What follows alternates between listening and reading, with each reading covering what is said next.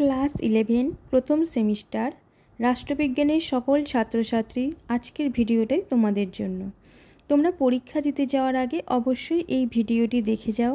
এখান থেকে তোমরা অনেকগুলি প্রশ্ন কমন পেতে চলেছো। রাষ্ট্রচিন্তার প্রথম বিকাশ ঘটে কোন দেশে? প্রাচীন গ্রিস, প্রাচীন ভারত, প্রাচীন ইতালি, প্রাচীন রোম। উত্তর প্রাচীন গ্রিস। সংকীর্ণ অর্থে রাজনীতি বলতে বোঝায় মানব জীবন ও মানব সমাজের ক্রিয়াকলাপ, রাজনৈতিক দল দ্বারা রাজনৈতিক ক্ষমতা দখলের কৌশল, মানব আচরণ কোনোটিই নয়। উত্তর রাজনৈতিক দল দ্বারা রাজনৈতিক ক্ষমতা দখলের কৌশল।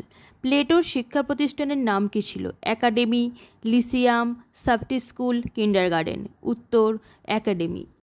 রাষ্ট্রবিজ্ঞানের নিউটন বলা হয় ম্যাকিয়াভেলি, অ্যারিস্টটল, রুশো, হক্স। উত্তর ম্যাকিয়াভেলি। রাষ্ট্রবিজ্ঞান কথাটি প্রথম কোন রাষ্ট্রবিজ্ঞানী ব্যবহার করেন? Aristotle, Leibniz, lord Bryce, Rousseau. উত্তর লিবনিজ। রাষ্ট্রের দর্পণ বলা হয় জনগণ, সংবিধান, আদালত, আইন। উত্তর সংবিধান। সংবিধানকে রাষ্ট্রের মৌলিক আইন বলেছেন কুলি, প্লেটো, আম্বেদকর, এসি কাশ্যপ। উত্তর কুলি। কোন দেশে পৃথিবীর বৃহত্তম সংবিধান লক্ষ্য করা যায়? America, Britain, Bharat, Bangladesh. উত্তর ভারত। অলিখিত সংবিধান যে দেশে আছে? ভারত, মার্কিন যুক্তরাষ্ট্র, সুইডেন, সুইজারল্যান্ড। উত্তর সুইডেন। সিসেরো ছিলেন একজন রোমান, ভারতীয়, ব্রিটেন, গ্রিক রাষ্ট্রচিন্তাবিদ। উত্তর রোমান রাষ্ট্রচিন্তাবিদ। মধ্যযুগের রাষ্ট্রচিন্তা অবতারিত হয়েছিল বাস্তববাদ, ধর্মীয় চিন্তা, কূটনীতি, যুক্তিবাদী আইন দ্বারা। উত্তর ধর্মীয় চিন্তার দ্বারা। দ্বৈত তরবারি তত্ত্বের প্রবর্তক হলেন অ্যাকুইনাস, প্লেটো, সক্রেটিস, পেরিপ্লাস। উত্তর অ্যাকুইনাস। কোনো অঞ্চল অন্য কোনো রাষ্ট্র দ্বারা অধিকৃত হলে সেই অঞ্চলের অধিবাসীদের বলা হয় নাগরিক, বিদেশি, প্রজা, দেশবাসী। উত্তর প্রজা। সার্বভৌমত্বের ধারণাই হল আধুনিক রাষ্ট্রের মূল ভিত্তি। উক্তিটি গেটেল, বোঁদা, রুশো, গার্নার। উত্তর গেটেল। ড্যাশ নাগরিকতার ধারণার সূত্রপাত ঘটে? Greek, Italy, France, Rome. উত্তর গ্রিক। সংবিধানের খসড়া কমিটির চেয়ারম্যান ছিলেন doctor Rajendra Prasad, doctor B R. Ambedkar, Sitaramayya, Sucheta Kripalani. উত্তর ডক্টর বি.আর. আম্বেদকর।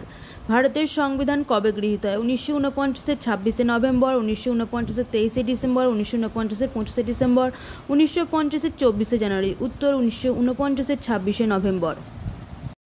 ভারতীয় নির্বাচন কমিশন জাতীয় ভোটার দিবস পালন করে 26শে জানুয়ারি, 25শে মার্চ, 25শে জানুয়ারি, 1 ফেব্রুয়ারি। উত্তর 25শে জানুয়ারি।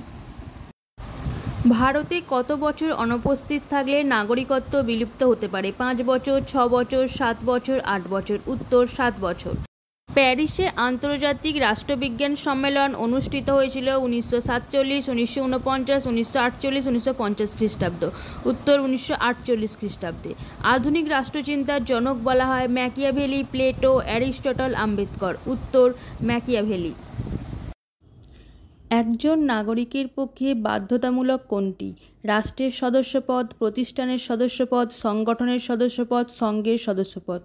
উত্তর রাষ্ট্রের সদস্যপদ। রাষ্ট্রের সার্বভৌমিকতা কিরূপ? বাহ্যিক, অভ্যন্তরীণ, বাহ্যিক, অভ্যন্তরীণ, আন্তর্জাতিক। উত্তর বাহ্যিক ও অভ্যন্তরীণ।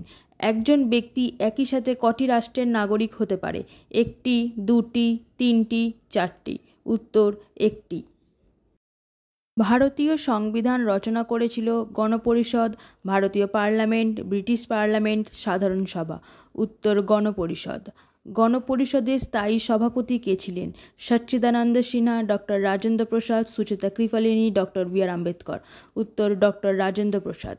সম্মিলিত জাতিপুঞ্জ হল একটি সরকারি প্রতিষ্ঠান, একাধিক রাষ্ট্রের সমষ্টি, রাষ্ট্রীয় সংঘ, রাষ্ট্র। উত্তর একাধিক রাষ্ট্রের সমষ্টি। পলিটিক্স গ্রন্থের রচয়িতা হলেন অ্যারিস্টটল, প্লেটো, গ্রিন, লস্কি। উত্তর অ্যারিস্টটল। রাষ্ট্রবিজ্ঞান শব্দটি প্রথম কে ব্যবহার করেন? Plato, Aristotle, Laski, Leibniz. উত্তর লাইবনিজ। আচরণবাদী রাষ্ট্রবিজ্ঞানী হলেন David Easton, Bluntschli, Laski, Rousseau. উত্তর ডেভিড ইস্টন। সুপরিবর্তিত সংবিধানে কে সার্বভৌম ক্ষমতার অধিকারী? বিচার বিভাগ, আইন বিভাগ, শাসন বিভাগ, মন্ত্রিপরিষদ। উত্তর আইন বিভাগ। সংবিধান সভার দাবি সর্বপ্রথম জানান গান্ধীজি, আম্বেদকর, জওহরলাল নেহরু, বল্লভভাই প্যাটেল। উত্তর গান্ধীজি। ভোটদানের অধিকার কিসের অধিকার? রাজনৈতিক, সামাজিক, পৌর, অর্থনৈতিক। উত্তর রাজনৈতিক। প্লেটো তার বিখ্যাত গ্রন্থ দ্য রিপাবলিকে কোন ধরনের আলোচনা পদ্ধতির উদ্ভাবন করেছেন? অবরোহণ পদ্ধতি, আরোহণ পদ্ধতি, বর্ণনামূলক পদ্ধতি, বিশ্লেষণ পদ্ধতি। উত্তর অবরোহণ পদ্ধতি। নিম্নলিখিত কে সক্রেটিসের শিষ্য হিসেবে পরিচিতি লাভ করেছেন? Cicero, Aristotle, Plato, Rousseau. উত্তর প্লেটো। লিখিত সংবিধানের দুটি গুণ হল জনস্বার্থের অনুকূল, গণতন্ত্রের স্বরূপ রক্ষা ও স্থায়িত্ব, গণবিদ্রোহের সম্ভাবনা কম, প্রবল, কঠিন, সম্পূর্ণ। উত্তর গণতন্ত্রের স্বরূপ রক্ষা ও স্থায়িত্ব। সংবিধানকে রাষ্ট্রের দলিল বলেছেন Benjamin Akzin, Lord Bryce, Austin, Plato. উত্তর বেঞ্জামিন একজিন।